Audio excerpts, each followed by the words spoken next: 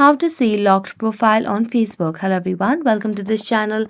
I'm Emily and I'm here to help you out today. So without any delay, let's get started. Now to see the locked profile on Facebook, simply launch the Facebook application on your device. As you do that, make sure you're logged into your account and then simply tap on the search icon at the top of the screen. So before that, you just have to log in. So just wait for a while it loads the page over here.